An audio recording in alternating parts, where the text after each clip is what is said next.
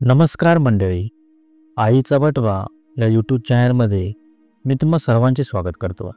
मंडळी, आई आपल्या जीवनातील सर्वात महत्त्वाची व्यक्ती आहे, पण आपण कधी तिच्या आरोग्याकडे खरंच लक्ष दिले का? या व्हिडिओमध्ये आपण जाणून घेऊ आयुर्वेदानुसार मध्यमवयीन स्त्रियांच्या आरोग्याची काळजी कशी घ्यावी. तिच्या पाळीपासून ते आहार, व्यायाम, मानसिक आरोग्य आणि कौटुंबिक आधारापर्यंत सगळं या व्हिडिओमध्ये जाणून घेऊया. प्रत्येकाच्या आयुष्यात एक व्यक्ती असते जी कितीही भूमिका निभावली तरी तिचं सर्वात महत्त्वाचं स्थान असते, ती म्हणजे आई. आई फक्त जन्म देत नाही, ती आपल्या लेकरांना वाढवते, शिकवते, त्यांच्या पाठीशी उभी राहते, त्यांच्या चुका पुसते आणि गरज पडली तर स्वतःच्या सुखाचाही त्याग करते. आयुर्वेदात स्त्रीच्या आरोग्याचा विचार जन्मापासून ते वृद्धावस्थेपर्यंत केला गेला आहे. पण जेव्हा आपण आईच्या आरोग्याची गोष्ट करतो तेव्हा बहुतेक वेळा आपण मध्यमवयीन म्हणजेच 40च्या पुढच्या वयातील स्त्रीबद्दल बोलतो. कारण युवावस्थेतून प्रौढावस्थेकडे जाताना तिच्या शरीरात बरेच बदल होतात आणि या बदलांमध्ये तिला साथ देणं, तिचं आरोग्य व उत्साह टिकवणं हे फार महत्त्वाचं असतं. स्त्री आरोग्याचं एक महत्त्वाचं निर्देशक म्हणजे तिची पाळी. जर ती नियमित असेल तर शरीरातील हार्मोन्सचं संतुलन नीट चालू आहे हे कळतं. आयुर्वेद सांगतो की पाळी ही रसधातू संबंधित आहे आणि रजधातू व्यवस्थित राहण्यासाठी शरीरातील वात आणि कफ यांचं संतुलन टिकणं गरजेचं आहे. वात वाढला तर शरीर कोरडं पडतं, कफ बिघडला तर वजनाचा तोल जातो. काही स्त्रियांमध्ये खूप कोरडेपणा किंवा फारच कमी वजन दिसतं आणि त्यातून पाळीसंबंधी तक्रारी वाढतात. म्हणूनच रसधातू समृद्ध ठेवण्यासाठी आहार आणि दिनचर्येत काही गोष्टींचा समावेश करावा लागतो. बऱ्याच घरात दूध हे फक्त मुलांसाठी राखून ठेवतात, पण खऱ्या अर्थाने मध्यमवयीन स्त्रियांसाठी रोज नैसर्गिक प्रक्रिया न केलेलं दूध घेणं फार आवश्यक आहे. त्याचबरोबर हंगामी फळं आणि त्यांचे रसधातूसाठी उत्तम असतात. वयानुसार शरीरातील वातदोष कमी करण्यासाठी तेल लावणं ही एक सोपी पण प्रभावी पद्धत आहे. कारण या वयात नैसर्गिकरित्या कफ वाढण्याची प्रवृत्ती असते आणि त्यातून वजनही वाढतं.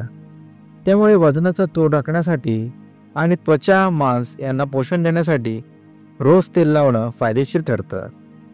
आहारात प्रथिने, चांगले फॅट्स, कॅल्शियम यांची भरपाई होणं गरजेचं आहे. रोज 4-5 चमचे साजूक तूप, अक्रोड, काजू, खजूर, भिजवलेले बदाम तसेच पालक, मेथी, दुधी, कोहळा यांसारख्या रक्तधातूसाठी पोषक भाज्या आहारात हव्यात. गहू, उत्तम प्रतीचा तांदूळ, नाचणी, जवस, लाल भोपळा, कलिंगडाच्या बिया यांचाही समावेश करायला हवा.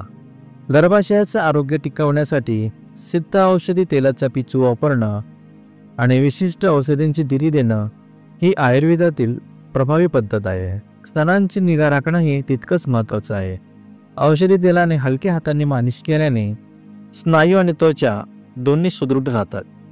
फक्त आहार नाही तर हालचालही महत्त्वाची आहे.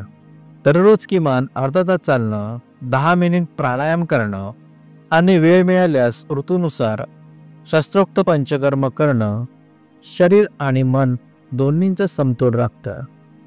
विशेषतः उत्तरवस्ती हे उपचार मध्यमवयीन स्त्रियांच्या हार्मोनल बदलांना आळा घालू शकतात, पण हे केवळ तज्ज्ञांच्या मार्गदर्शनाखालीच करावं. आता इथे मुलांचाही सहभाग मोठा आहे. आई व्यवस्थित खाते पिते आहे का, तिला आवश्यक पोषण मिळते का याची काळजी मुलांनी घ्यायला हवी. सकाळी न्याहारीला भिजवलेले बदाम, अंजीर, तूप घालून खजूर तिच्या हातात देणं, बाजारातून ताजी फळं भाज्या आणणं, घरचा मेनू ठरवताना तिच्या आरोग्याला प्राधान्य घेणं हे सगळं मुलं करू शकतात. बाहेरचं जेवण कमी करायला मदत करणं, व्यायामासाठी वेळ देणं, तिच्याशी संवाद साधणं या छोट्या गोष्टी मोठा परिणाम घडवतात. रजोनिवृत्तीच्या काळात काही स्त्रिया चिडचिड्या, रागीट किंवा निराश दिसतात.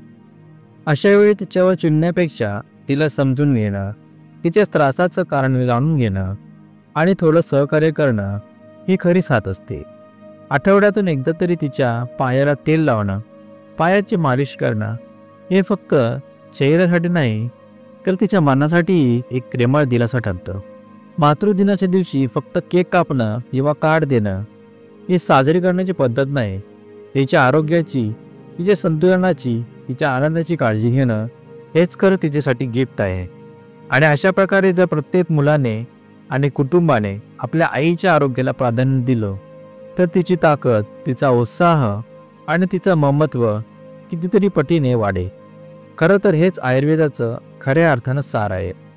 आजार होण्याआधी शरीर आणि मनाचं संतुलन टिकवणार. तर मंडळी, हा माहितीपूर्ण व्हिडिओ तुम्हाला आवडल्यास चॅनलला लाईक, शेअर व सबस्क्राईब करा. धन्यवाद.